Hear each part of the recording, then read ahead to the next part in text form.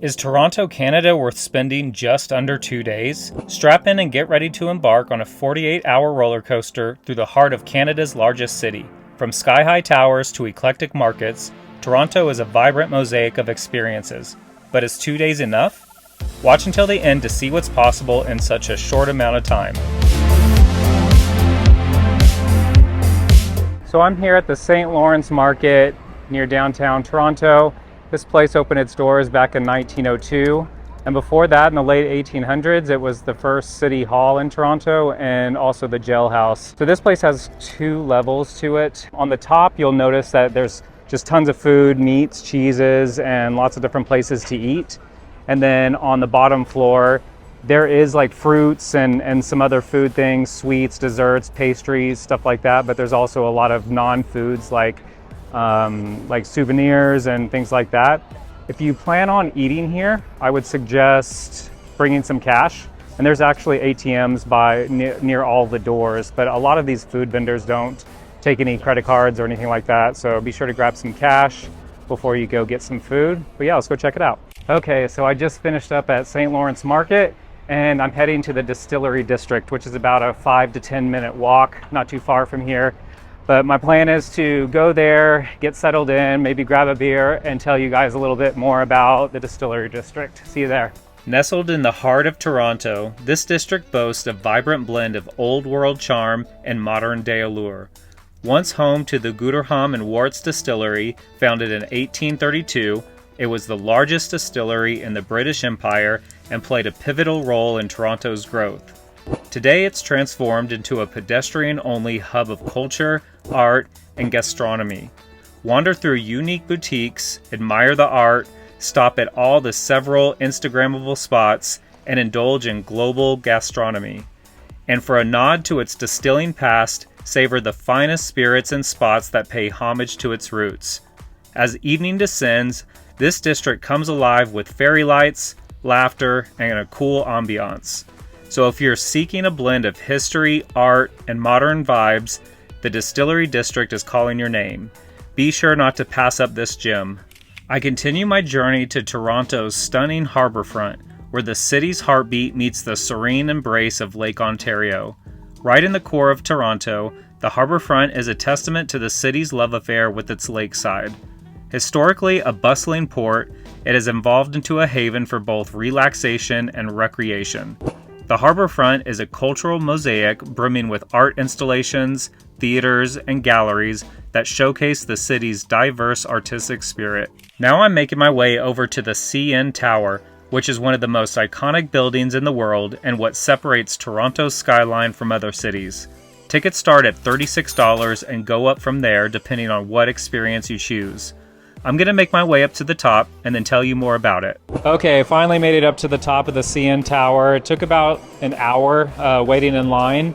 And then once you get to the very end of the line, you get into an elevator and go up 114 floors into the Sphere. And then once you enter that, within the circle, there's a bunch of restaurants and, well, not a bunch, there's a few restaurants. One of them being the 360 restaurant, which is a rotating restaurant. It does a full rotation in about 72 minutes. And then they have places, just to get some drinks and use the restroom, things like that. Lots of seating for you to rest up after staying in line that long. So the CN Tower was built in 1976, and at the time it was the largest freestanding structure on Earth, and it remained that way until 2007, which is when the Burj Khalifa came up in Dubai. So right now today, the CN Tower is the 9th largest freestanding structure in the world, and then it's also the largest structure in the Western Hemisphere. So I'm just gonna stay here and have a drink, rest up a little bit, and then I'm gonna go downstairs. One floor below, they have like a glass bottom, so you can just walk around and see directly beneath you. So I will do that shortly. For now, cheers. It's day 2 and I'm making a stop at Dundas Square, often dubbed as Toronto's answer to New York Times Square. Nestled in the heart of downtown, this pulsating square is where the city's vibrancy comes alive. Dundas Square is not just a place, it's an experience. Surrounded by massive digital billboards and neon lights, the square buzzes with the unique blend of urban hustle and cultural festivities. Whether it's a spontaneous street performance, a lively music festival, or an outdoor movie night, there's always something happening here. As days turn to night, the square's ambiance shifts, with the lights shining brighter and the music playing louder. Okay, so the next thing I wanted to show you guys was Yonge Street. So a long time ago, this was the longest street in the world. So it's about 2,000 kilometers.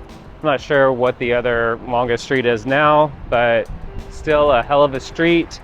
And this street divides Toronto really into east and west. And on the west side is where all of the nice restaurants and nightlife and things like that are. And then on the east side is kind of the older buildings, Distillery District, things like that. So yeah, and this is kind of close to where we were staying at our hotel, and it runs all the way down to the water. As I'm nearing the end of my adventure, I head over to wander the vibrant alleyways of Kensington Market. Every corner of this neighborhood tells a story, from vintage boutiques to colorful murals that speak of artistic souls and global journeys. As you meander through its bustling streets, you'll be greeted by a symphony of aromas. From freshly baked bagels to sizzling street food, Kensington is a culinary paradise. But it's also more than just food and shopping. It's about community. It's about the fusion of old and new, where traditional family-run businesses coexist harmoniously with art galleries and indie music spots. On any given day, you might stumble upon a spontaneous street performance, a vibrant community festival, or a passionate political rally. So if you're seeking a place that celebrates diversity, creativity, and community, Kensington Market is a place to go. Okay, just got down to Harbourfront Center for the last thing of the day. Gonna go over to Toronto Island, so just hop on a ferry. There's 3 different islands you can go to: Wards, Center, and oh man, there's another one. I don't remember it off the top of my head, but 3 different ferries that go to these 3 different islands. So we're just gonna go on the one that is the quickest, just because we're running out of time. We only have a couple hours left before we have to drive back to Buffalo. So we'll just go see what happens. Okay, got the ticket to the ferry. So there are 3 different ferries. There's Hanlan's Point, Center Island, and then there's Wards. As you can see, Center Island is the most popular one. So if you don't want to deal with the line or have trouble getting on the ferry, you could just buy a ticket for maybe Hanlan's Point or Ward. All 3 of the islands will give you views of the Toronto skyline and things like that, but there's definitely more things to do on Center Island if you have the time and plan on spending a few hours on the islands. So we're about to jump on the ferry and go check out Hanlan's Point.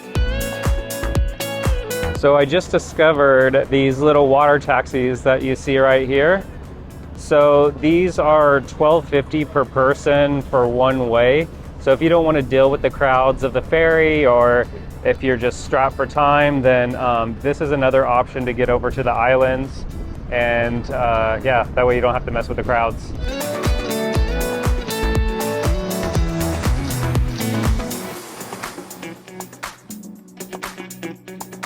All right, so just got off the ferry to Hanlan Point. It was about a 15-minute ride. The first thing I noticed is that as soon as you get off the ferry, there is absolutely nothing around. There is one little spot to get cold drinks, but to get anywhere, you're gonna have to walk, at least 1 kilometer. So it's 1 kilometer to the clothing optional beach, and then 2 kilometers to the lighthouse. So one thing you could do if you have some time and wanted to come to Hanlan Point, I would suggest renting a bike on the mainland, and then just take that bike with you on the ferry. And then you could bike all around this island. So something to consider when you are coming to Hanlan Point. As the sun sets on my whirlwind 48-hour adventure in Toronto, it's clear that the city is brimming with so much more than can be captured in just 2 short days. While I've touched the vibrant heart of places like Kensington Market and the iconic CN Tower, I'd recommend spending about 3 days here to truly immerse yourself in Toronto's multifaceted charm.